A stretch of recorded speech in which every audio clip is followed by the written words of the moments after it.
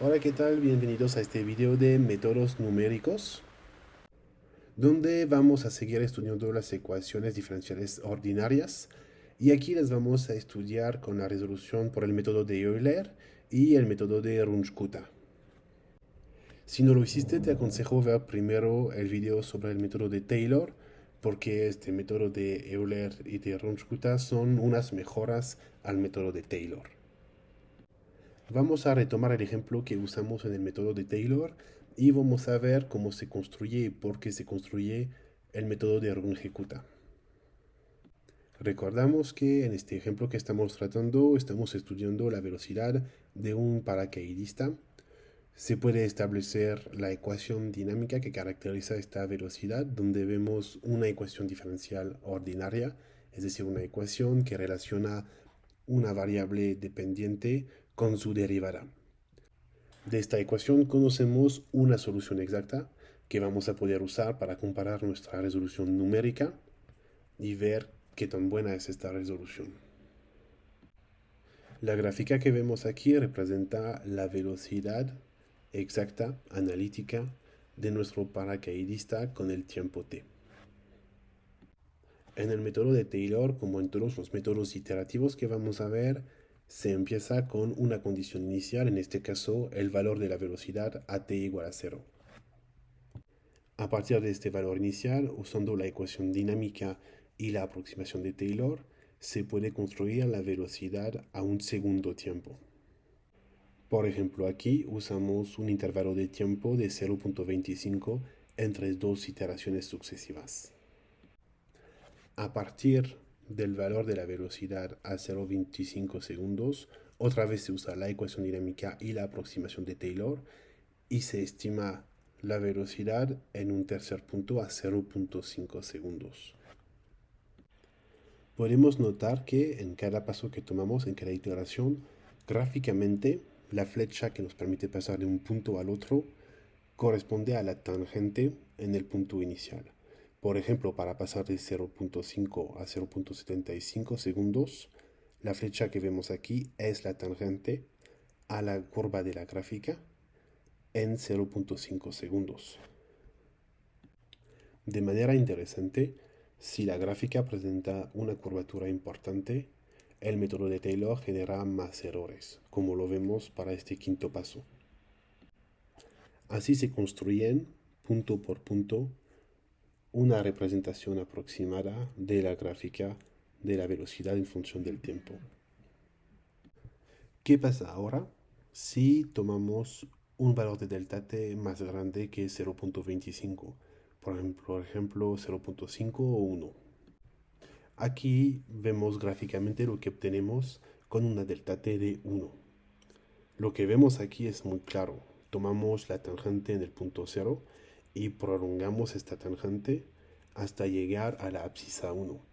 Vemos que el punto obtenido está muy lejos, el error está muy grande si comparamos con la solución exacta. ¿Cuál es la consecuencia? Para usar el método de Taylor necesitamos elegir una delta t suficientemente pequeña. Aquí estamos resolviendo un problema bastante sencillo. Tenemos una sola ecuación diferencial ordinaria y una ecuación que no presenta mayor dificultad, que no presenta grandes variaciones en el tiempo, es una exponencial. Si tenemos problemas más complejos o por ejemplo sistemas de ecuaciones acoplados, un delta t más pequeño puede resultar en un tiempo de cálculo inmenso. En una hoja de Excel, eso se va a traducir por un número de filas muy grande, cada fila correspondiendo con una iteración. Para remediar este problema, existe una optimización, los métodos de Runge-Kutta de orden 2 o método de Euler y de orden 4. ¿Cuál es la idea general de los métodos de Runge-Kutta? Lo que vamos a hacer es una serie de aproximaciones a diferentes momentos entre t y t más delta t. Eso para una sola iteración. Y haremos el promedio de las aproximaciones para llegar finalmente a una aproximación del valor en t más delta t. Lo que conocemos es la ecuación física del sistema, la ecuación dinámica, es decir, la relación entre la derivada de v respecto al tiempo, por ejemplo, como función del mismo tiempo y de la velocidad. Eso es una ecuación diferencial ordinaria.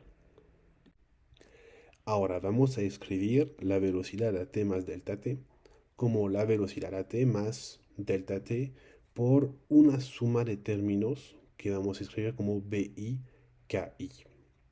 Y estos KI van a ser valores intermediarios de la derivada que vamos a calcular como indicado aquí. Los coeficientes A y J, B y C I que aparecen en esta expresión dependen del método elegido. Vamos a ver su expresión ahora para el método Runge-Kutta de orden 2 o método de Euler y para el método Runge-Kutta de orden 4. En el caso del método de Runge-Kutta de orden 2, aquí están las etapas que vamos a aplicar. Primero vamos a calcular el valor que vamos a llamar K1, que es nada más la derivada de la velocidad respecto al tiempo, y esta obedece la ecuación dinámica que establecemos basado en la física del sistema. En un segundo tiempo vamos a calcular un primer valor que vamos a llamar V estrella a t más delta t. Y lo que aplicamos aquí es lo mismo que aplicábamos con el método de Taylor, es decir, esta V estrella a t más delta t será igual a V a t más K1 delta t.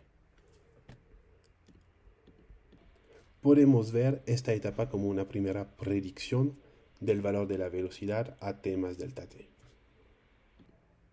Ahora vamos a calcular un segundo coeficiente que vamos a llamar K2, y este K2 va a ser igual a f de t más delta t dependiendo de v estrella a t más delta t. Es decir, este K2 es la derivada de la velocidad respecto al tiempo, pero esta vez calculada en t más delta t, usando el valor v estrella, el valor aproximado, intuido que obtuvimos en la etapa anterior.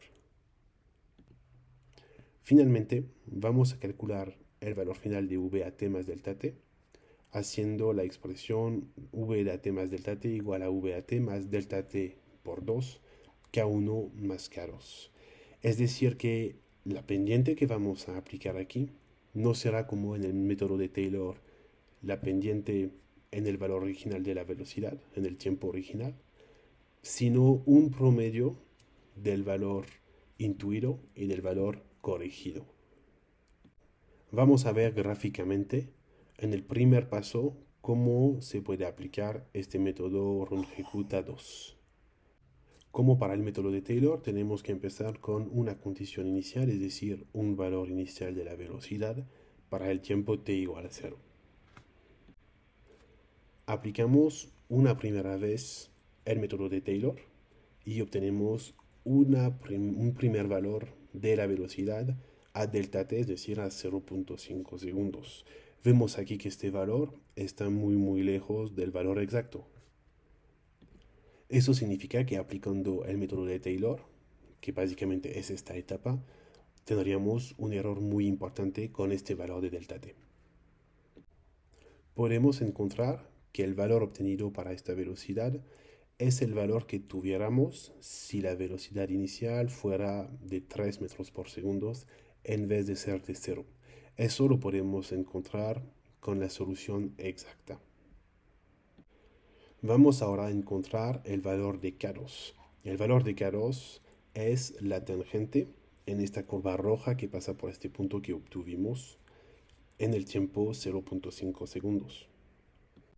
Finalmente, el valor obtenido con esta primera iteración del método Runge-Kutta 2, es decir, al tiempo 0.5 segundos, se encuentra a la mitad de la recta que une el punto inicial a 0 segundos y el punto obtenido con las dos operaciones anteriores, es decir, con la suma de los dos vectores que representamos gráficamente aquí. Lo que podemos observar es que tenemos un pequeño error en comparación con la solución exacta, pero un error mucho más pequeño que el error cometido con el método de Taylor. Entonces este método Runge-Kutta 2 es una mejora, es una optimización del método de Taylor. Terminaremos con el algoritmo que corresponde al método de Runge-Kutta de orden 4 o RK4 en manera abreviada. Es la misma idea que el método Runge-Kutta de orden 2, pero con más predicciones. Vemos en la última línea que el promedio que hacemos es un promedio sobre 4 elementos. Con eso terminamos este video sobre los métodos de Euler-Runge-Kutta. Espero que te sea útil. Muchas gracias por tu atención.